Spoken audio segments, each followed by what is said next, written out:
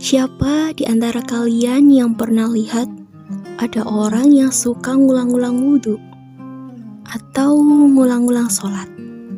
Habis wudhu, gak kentut, gak batal, ngulang lagi, wudhu lagi. Habis wudhu, gak batal, ngulang lagi.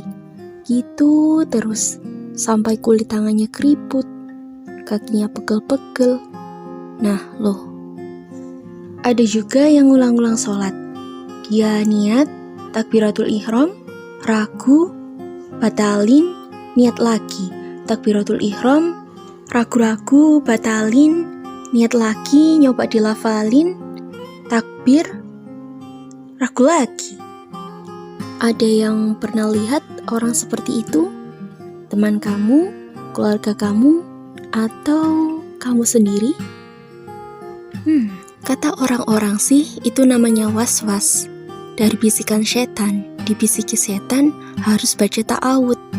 A'udzubillahi minasyaitonirrajim.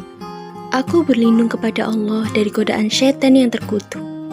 Masalahnya, yang mengidap was-was ini udah berkali-kali kok baca ta'awud. Hey, di podcastku kali ini, tanpa stigma, aku ingin kalian mendengarkan tentang was-was dalam beribadah.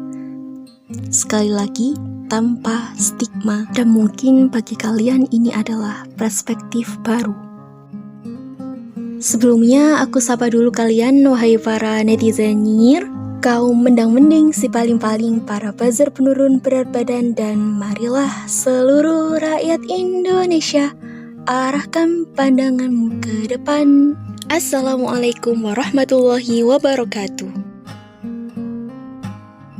Sebenarnya penyakit was-was ini penyakit apa sih? Kata politikus ternama sekaligus anak muda yang baru terjun di dunia demokrasi, Tuan Aldi Taher, saya sendiri bingung. Emangnya Anda gak bingung? Kita semua bingung. Kalau gak bingung, kita nanti di surga. Nah, begitulah was-was, penyakit yang membingungkan. Sebagai penyintas penyakit ini, aku sendiri pernah sampai di ruqyah syariah selama beberapa bulan. Hasilnya mungkin seminggu aku gak was-was, tapi kemudian was-was lagi. Bahkan sampai aku kuliah. Yap, jadi cerita was-was ini dari pengalamanku sendiri sebagai penyintas. Aku udah baca ta'awud, tapi masih tidak bisa aku kendalikan. Sedih sekali punya penyakit was-was. Hal-hal lain yang harusnya aku kerjakan dengan cepat jadi ketunda. Aku merasa bersalah karena buang-buang air, apalagi stigma orang-orang. Suatu hari, saat aku dihadapkan suatu masalah yang mengharuskanku mengakses channel-channel psikiatri, aku menemukan yang namanya Obsessive Compulsive Disorder atau OCD. OCD membuat pengidapnya memiliki pikiran intrusif dan mendorongnya untuk mengulang-ulang. Biasanya di channel psikiatri Indonesia dijelaskan bahwa OCD ada beberapa jenis. Ada yang tipe mengulang barang-barang yang kelihatannya tidak geometris, tidak simetris. Jadi pengidapnya menata terus-menerus barang yang ia rasa tidak simetris penataannya. Sudah simetris, dia merasa tidak simetris, ditata ulang lagi. Begitu terus. Ada juga OCD yang membuat pengidapnya terus-menerus merasa bahaya, seperti mengecek pintu yang udah terkunci berulang-ulang. Udah dikunci, dicek lagi, dibuka lagi, dikunci lagi. Dia takut kalau pintunya belum terkunci, nanti ada seseorang yang jahat masuk. Atau mengecek kompor apakah sudah dimatikan atau belum. Udah dimatikan, dinyalakan lagi, dimatikan lagi, dinyalakan lagi, dimatikan lagi. Dia takut kalau ternyata dia meninggalkan kompor dalam keadaan yang masih nyala. Ada lagi OCD yang membuat pengidapnya untuk membersihkan tangan atau tubuhnya terus-menerus. Nah, teman-teman, para psikiater sendiri belum tahu pasti apa sebab dari OCD.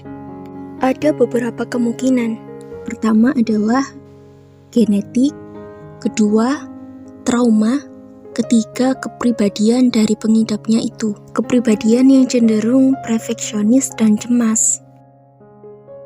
Ada suatu kasus, seorang perempuan yang diperkosa. Lalu ia merasa tubuhnya ini kotor. Dia mandi berulang-ulang sampai 20 kali, sudah bersih tapi dia masih merasa kotor. Karena kulitnya sampai keriput, dia paksakan untuk berhenti mandi, selesai mandi. Tapi dia tidak tahan dengan perasaannya dan pikiran intrusifnya. Akhirnya dia mandi lagi, begitu. Kalian pernah dengar juga kan Aliando? Dia sendiri mengaku OCD-nya terpicu dari trauma saat dulu dia sering ditemui oleh orang yang ingin berbuat jahat kepadanya. Kata Aliando, orang tersebut masuk ke rumahnya tanpa izin. Itulah yang membuat dirinya memiliki pikiran intrusif, seakan-akan dia terus-menerus dalam keadaan bahaya. Nah teman-teman, di channel-channel psikiatri Indonesia jarang dan mungkin belum dibahas ada satu lagi jenis OCD. Kalau di channel psikiatri luar negeri sih udah dibahas, namanya religious OCD atau disebut dengan scrupulosity, di mana pengidapnya ini memiliki pikiran intrusif dan mengakibatkan ia mengulang-ulang ritual ibadah. Ternyata nggak hanya umat Islam loh yang bisa mengalami scrupulosity ini. Di channel YouTube-nya Dr. Tracy, seorang psikiater di Amerika, beliau menceritakan pasiennya saat sedang beribadah di gereja. Pasiennya ini selesai berdoa tiba-tiba muncul pikiran intrusif yang seakan-akan si pasien ini mengejek Tuhan. Akhirnya si pasien ini berdoa lagi minta ampun. Setelah berdoa minta ampun, muncul lagi pikiran intrusif. Berdoa lagi, muncul lagi pikiran intrusif. Nah teman-teman, kalau perilaku scrupulosity di agama Yahudi, pengidapnya mengulang-ulang saat mengikatkan tali sembayang di lengannya karena terobsesi dengan pikiran intrusif. Ada juga kasus scrupulosity yang diidap oleh umat Katolik. Ia membuat berkali-kali tanda salib karena ragu apakah tanda salib yang dibuatnya benar sesuai dengan aturan atau tidak, diterima Tuhan atau tidak. Nah teman-teman, dari penjelasan tadi kita dapat tahu bahwa pengidap scrupulosity ini biasanya adalah orang-orang yang religius, patuh pada moralitas, takut menyalahi aturan Tuhan, namun punya kepribadian yang cemas dan perfeksionis. Bisa juga ada trauma yang tidak disadari, sehingga saat ada pikiran intrusif datang, pikiran yang ia tidak kendaki, ia jadi terobsesi dengan pikiran tersebut dan melakukan tindakan kompulsif atau tindakan mengulang-ulang. Dr. Tracy sendiri menyebutnya sebagai sinfobia. Teman-teman, di podcastku ini aku pengen bilang ke kalian bahwa jika kalian adalah pengidap religious OCD, kalian gak sendirian kok. Penyakit ini bukan kalian yang minta. Kalian bisa ikhtiar untuk sembuh, bisa melalui ruqyah, ke psikiater atau ke psikolog, atau melatih fokus kalian. Tapi aku sendiri sembuh dari penyakit ini dan merasa mendingan ketika suka mengafirmasi diri sendiri. Bahwasanya, hei kamu, pikiran intrusif itu entah dari mana, dari bisikan setan kah, dari trauma kah, itu di luar kendalimu, itu bukan salahmu. Cukup fokus beribadah untuk mencari ketenangan. Allah tahu kamu manusia biasa, tidak perlu menjadi sempurna.